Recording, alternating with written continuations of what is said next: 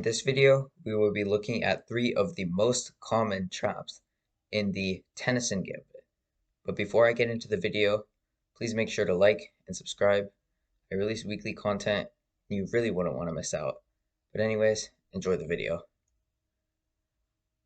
The Tennison Gambit starts with knight to f3. This is a very logical move for white, and you may not see it that much in your games. However, bringing in the knight controls many of the squares, including d4 and e5. Black will often play d5. This is also a very logical move, simply gaining control of the center. And here, white plays the Tennison Gambit with e4, willingly giving up the e4 pawn after d takes e4, and looking to play knight to g5. This move does 2 things. First off, it looks to recapture this lost pawn. Additionally, it annoyingly puts it in black's territory. As we can see in this box, the knight is in the 5th rank, and we look to attack the pawns on the 7th rank, specifically f7 later on in the game. However, as for now, it is simply just attacking the pawn on e4, and black will most likely defend it with knight f6.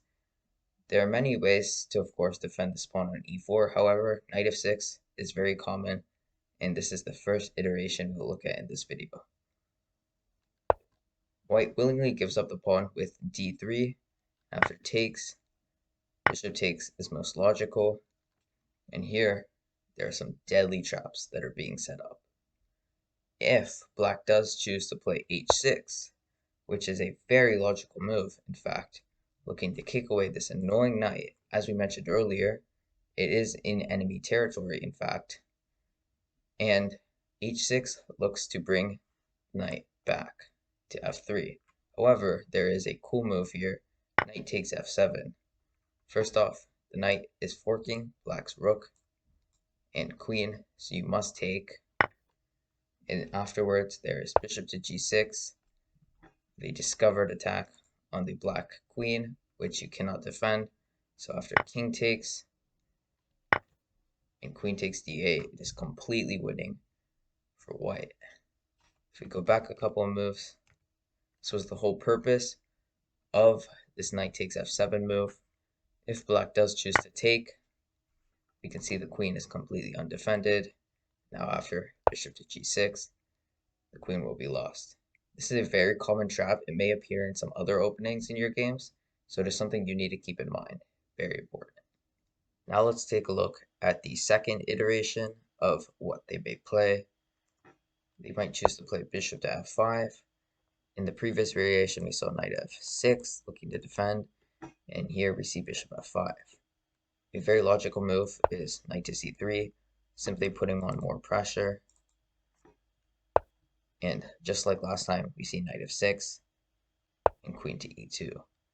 White is putting all of their pieces into this attack. We can see 3 attackers on this pawn on e4. However, black would like to keep the material advantage and plays queen to d4. However, this is a big mistake because there is a very tricky move here, queen to b5. This does 3 things. First of all, gives a check, and it attacks this light square bishop and this important pawn on e7. Best move is bishop back to d7. It removes the bishop from being under attack and blocks the check. However, you cannot save the 3rd hanging piece, and we see queen takes b7. The most logical move for black here is bishop to c6. Obviously, the rook was hanging before. This covers it and attacks the white queen. However, there is another very tricky move here, bishop to b5. You cannot take the queen because this light square bishop is pinned, and it also attacks the light square bishop. So we see queen to d7. Now, black can take the white queen because the bishop isn't pinned anymore. However, there is a very cool series of moves, starting with bishop takes c6. If you do play knight takes, there is queen takes a8. This is a very important thing to note. The rook will be hanging in many of these variations. So we see queen takes, and here there's a very cool move, queen c8, checkmate. Now, while this line may look very crazy, both players simply played logical moves.